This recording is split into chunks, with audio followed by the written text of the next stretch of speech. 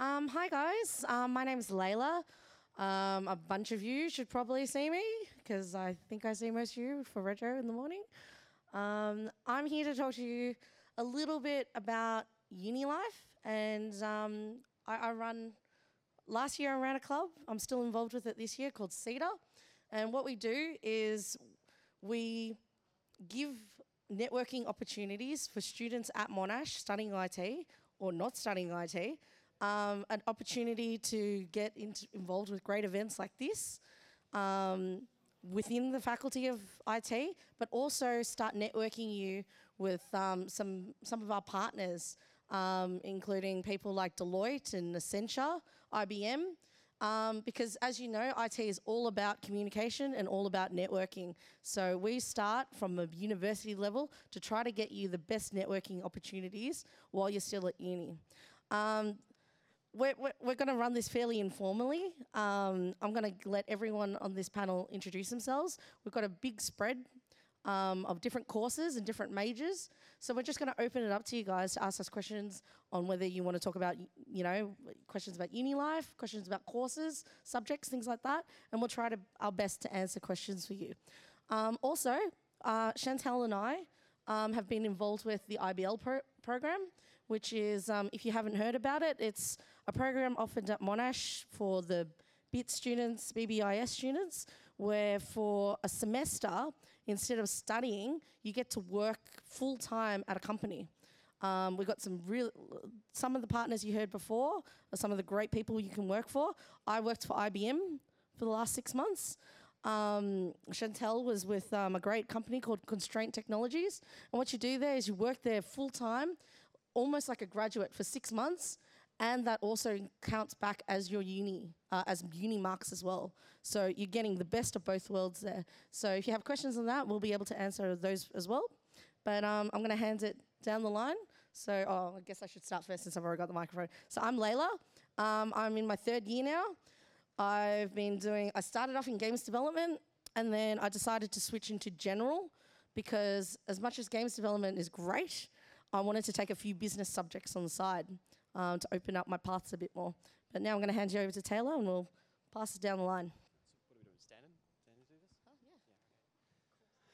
Okay. Hi, my name's Taylor. My time at Monash actually started right here in 2009. I attended the first CGBC in 2009 as a student in my 12th year of VCE. And that was really what started me down the path towards Monash University IT studies. As Layla talked about, there is a lot of opportunities here if you want to study IT at Monash University. We are the only group of 8 universities that have a dedicated IT faculty. A lot of other universities folded into either their science or their engineering faculties. So there's a lot of great opportunities here for information technology. Now, who here wants to be a game developer? Stick your hand up. Fantastic. More numbers than we got last year. Yeah, I was in your shoes. I was in the exact same shoes in 2009. I wanted to be a game developer. That was my dream. When I left CGBC, I took a lot away from it. Predominantly I came to learn about games development at the start, but as the event went on, I learned a lot more about the ID industry as a whole and how using games as the subtext. And what I learned is generally, games is so much more than just coming up with a good idea and then thinking. There are so many elements. Like you had Stephen Schutz talk about game design sound. You also had people talking about the technology side, the hardware, and there's a lot that goes on in the games development industry. And it's not as simple as just doing a game development major. There are lots of different areas you can cover. And part of that, what I want to talk to you about is Clayton, computer science software. I'll wrap it up. The introduction. I'm going overhead. Sorry. We're just going to talk to you about the different options you have in Monash IT and how they apply, how you can get things. I'll pass it down to Alicia. I'm studying computer science and software engineering at Monash Clayton. I'm Alicia. I'm studying the Bachelor of Information Technology and Systems. I'm majoring in Enterprise Information Systems because while I do really love games, I'm more interested in managing networks and making sure all the systems are running correctly. I do take a few games units though, so I can answer questions about those. Hello everyone, my name's Chantal. I'm studying a Bachelor of Information Technology Systems, majoring multimedia, and I'm also studying computer science. So if anyone has ever said to you that if you're a multimedia person, you're only multimedia, or if you're a programmer, you're only programmer, that's not true, you can do both. I also participate in the IBL program where I work for a company developing mobile applications. So it just goes to show you with IBL, usually you're placed somewhere where you can play to your strengths, and I felt that I sort of was given that opportunity, and you really can enjoy doing something that you really like. It's not like you're just thrown into a company and forced to do whatever they tell you to. They really do think about what your strengths are and place you somewhere relevant. So I'll pass you on. Hey, I'm Jack. I'm doing a Bachelor of Information Technology Systems, majoring in games development. And I'm also originally from Tasmania, so I have to live on campus. So if you're thinking about coming to Monash, but you live quite a fair way away and you think that living on campus might be a better option, I can answer questions about that too. Hey guys, I'm Ian. I'm kind of the odd one out here because I actually am from the education faculty, doing Bachelor of Education Prep to 10 over at Monash Berwick. The reason I'm here with these guys is because as part of my course, I'm also doing a multimedia major. So just covering different aspects like web design and sound and video manufacturing kind of things. So yeah, if you have a question, stick up your hand. If you have a question specifically for someone, feel free to point us out. But yes, if we have Jason since you're right I'm here. here. No, I'm here. I got it. Sorry. I was at the back taking someone off. Was it you? All right, go for it. I noticed a few of you were doing multiple bachelors. So if we were to sign up for one within the university, we could do two different ones at a time? Well, basically, initially, usually you have to enroll in one particular bachelor, but there is a possibility to do like I guess you could say like a double degree, but they don't really class it as a double degree because in IT, you've got like specific double degrees like computer science arts, computer science science. So what I've done personally is done a bits degree and then towards the end interleaved some units from computer science such that I'm actually commencing a new unit next year. So although it is still classed as a double degree, it's not like you're actually going to enroll in a double degree. You'll enroll in a single one and then later on you can pick up another later down the track. What I want to add about that is Monash is super flexible with where you're heading down the track. Like I said, I was in games development for 1.5 years, 2 years.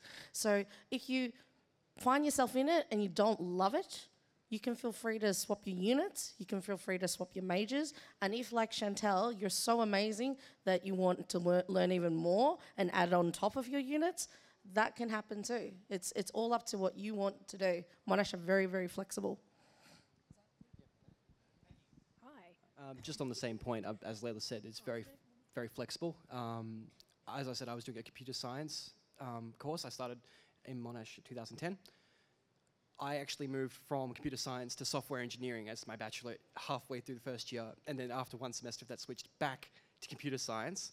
And I've also done games programming and games development units mixed in with my other units. So as Layla said, it's very flexible if you don't know what you want to do. And I am set to graduate at the end of this year, so there is almost no loss to your course if you're indecisive like I am. Hello. Does Monash offer dual degrees in certain fields at all? Do you feel this one? Yeah. Yes, we do offer double degrees. The IT-specific ones are generally partnered with either science or the arts faculty. Or sometimes, yeah, there is a dedicated business and IT called Bachelorette, dedicated to the business of information technology, where you learn about the applications of information technology, such as website authoring and enterprise programming.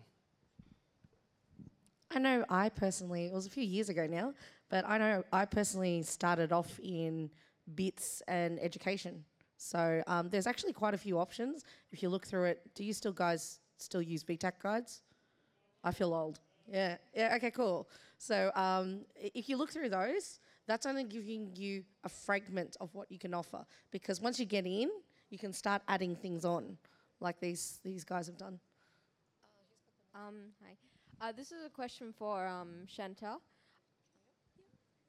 I'm very interested in the course that you're doing because I want to have a good mix of programming and multimedia knowledge. But I'm just wondering, how far can I take that?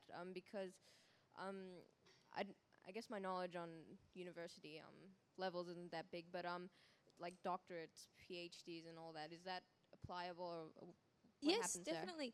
If you do a Bachelor of Information Technology Systems and you major in multimedia, you can actually bring that to Masters and PhD level and actually get a doctorate in it. It's really up to you and how far you want to go with it. And then also if you feel like, say your multimedia, because it's just a major in multimedia, say you didn't feel like it was really covering enough multimedia for you, you can always take a secondary degree in multimedia and then choose which one you want to major in. Or even if you decide there's not enough programming, you can go into computer science and decide which one you want to major in there. So there is a lot of flexibility, and yeah, you can go very far on either side. And I guess for all of you, what would you suggest, like in terms of getting into the industry? How much, I guess, knowledge, or how far would you recommend to take your qualifications, I guess? I might pass this one on to me.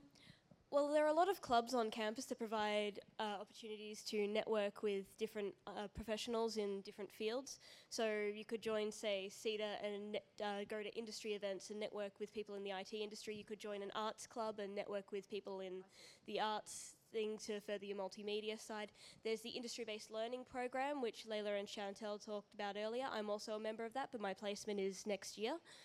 So that will give you opportunity for real world experience in whatever you want to, do in the actual workforce once you graduate, and you can make lots of different connections in that. I'm just adding on as well. The reason why, part of the reason why I created CETA with a bunch of my friends back a few years ago was the faculty of IT at Monash in particular is amazing. We have Google come every year, just try to snap us up. Like, sign in, and we want you as our graduate, sort of thing. So we get a lot of partners coming to our campuses and giving us sort of chats and kind of letting you know that they're out there, so you can start thinking about them. So there are so many opportunities. It's up to you really if you want to apply for them. All right, thanks guys for that. No worries. This Teletubby gentleman has been waiting a while. There are no stupid questions, by the way, guys. Wait. How come you guys advertise as being the only university with an IT faculty when I went to Swinburne University last year for an open day, and they actually said the exact same thing? They said they were the only university that had an IT faculty. No, I believe what I said was there's a group of universities called the Group of Eight who are internationally recognized universities. Their degrees are recognized around the globe. So if you get a degree at one of those universities, for example, Melbourne University and Monash University are two predominant ones you may know, that can be taken across overseas, and that's recognized in the US, in Europe, all across, and in Asia, all across the globe. Swinburne is not a member of the Group of Eight, so what I said was we're the only Group of Eight faculty that have IT faculty here, so I apologize for the confusion. Also, just to add to that, I believe that Monash is perhaps one of the largest faculties of IT across Melbourne. So in terms of all the other universities across Melbourne and in Victoria in general, our IT faculty is one of the largest and also one of the longest established, which is probably why you've heard that phrase said before. Anybody else? I see. Yeah, Hagen, cool. You were talking about the staying on campus, like living on campus. Are there any hassles with that? Like, do you find it easy to manage, or do they hold you up occasionally, or is there any problems with it? No, I find it really good. Like, Monash are very good at making sure that living on campus is as easy as possible. So originally, like I said, I'm from Tasmania, and I decided to come to Monash because I thought the course was much better. And I found out that some of my friends from high school were planning to come as well. So we moved into a flat on campus here. So we were all living together in the same flat. So we just had a shared kitchen, bathroom, all of our rooms and stuff like that. And it was really good. Like we had to provide all of our own food and furniture and cutlery. But it was very basic what we got to start with. Like you got a bed, a desk, a chair, all basic kitchen stuff like an oven and a fridge and stuff like that. But it was a little bit over $200 a week. But with that, that was your rent, your power, water, heating, a phone line, and an internet connection. And the internet was particularly good because it's the university's internet connection, so it's extremely high speed. Yeah. Yes. Oh, that's another thing as well. You also get a parking permit, so you can park in certain special car parks that are just for the residential people. The other thing is, like I said, I moved into a flat, which typically first-year students don't move into that, but because I was coming over with a lot of friends, we thought it would be best to start living together from the get-go. Often there's, up in that corner of the campus over there, there's a lot of halls of residence, which is a bit more basic. You just get your own room, and then you share bathrooms and common areas and kitchens with everybody. And that, it's a bit more basic, but it's also cheaper per week, which is really good. And the other campuses do have accommodation as well. So I know Caulfield has it, and so do Berwick and Peninsula. But Clayton by far has the most, and because I decided to come here because there's more, it's easier to get into. And my friends were all here. And the other good thing is there's a free shuttle bus between all of the different campuses at Monash, which, like, for example, the one between Caulfield and Clayton runs every 25 minutes. And it's free for students, so it's a really good way to get between the campuses if you have to. So really, it's no hassle. And because, like, particularly for events like CGBC, because I live on campus, I can wake up and it takes me 15 minutes to get here, whereas I know people have to take like an hour or so to get here, which, particularly for volunteers, when you have to get here earlier in the morning, it's a bit of a hassle.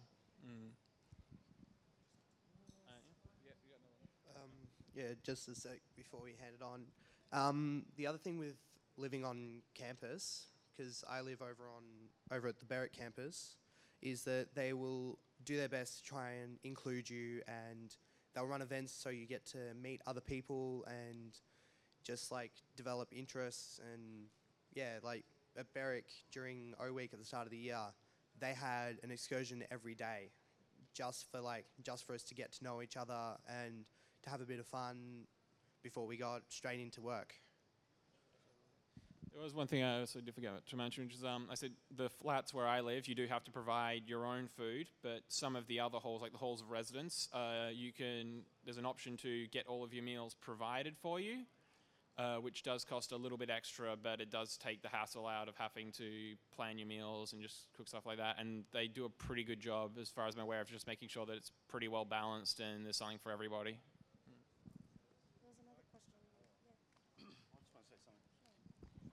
If you want to know about, I know a number of people keep mentioning internet speeds.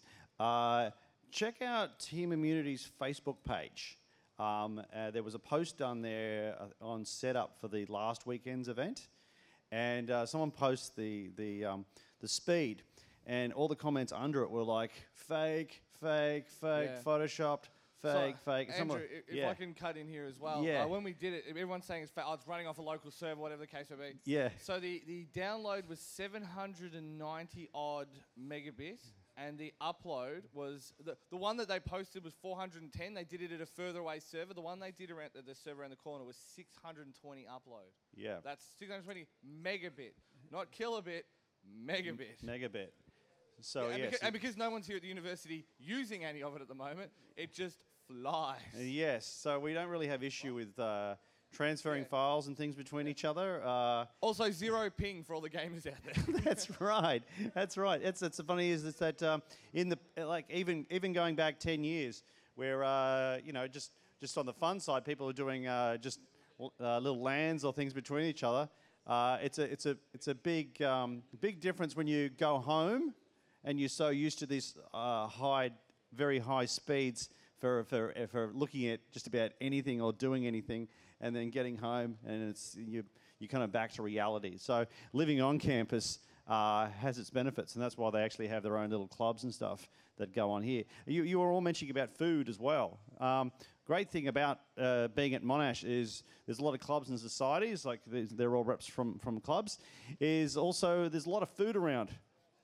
There's a lot of food, and it's interesting. No, it's interesting because orientation, there's a lot of companies come in, and there's a lot of free food. A lot of the clubs also have days where they're providing food, so you get people from different cultures making these incredible dishes. Like one of our past CITA members who make what was the chicken he used to make?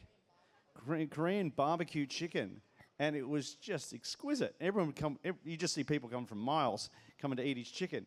But you got all those sorts of things that are going on, so you can live pretty fine. So yeah, and there's plenty of other stuff going on. There's lots of social clubs. I don't know if you mentioned the sporting facilities. There's a lot of sporting facilities all throughout Monash. Actually, here at Clayton, when they had the Commonwealth Games, a lot of the overseas teams actually trained here at Clayton. The Socceroos, before the last World Cup, actually trained just over the soccer pitch, just over there. So they were here a lot, and one of the great things was to go down and they'd autograph everything, which was pretty amazing. So, but yeah, it's like the sporting facilities are just amazing. Everything you can possibly think of, and there's different ones at different campuses. But yeah, of course the big ones are here. So it's much more than just courses and food. it's everything, and it's also it is. It's a lifestyle. That's right. And thing is, as well, is that you come here to study IT. There's 9 other faculties at Monash. So you've got everything from engineering, science, business, economics, arts, which you can do electives with. But the great thing is you get to meet a whole mixture of different people that can either help you with your career or make lifelong friends. And you can see some really amazing sorts of stuff. How are we going? You're okay? You 30 seconds? Okay, we're going to go to a trial. But can you please give a big applause and thank you to representatives from CITA and Wired and also the Faculty of Arts. Education. Yeah.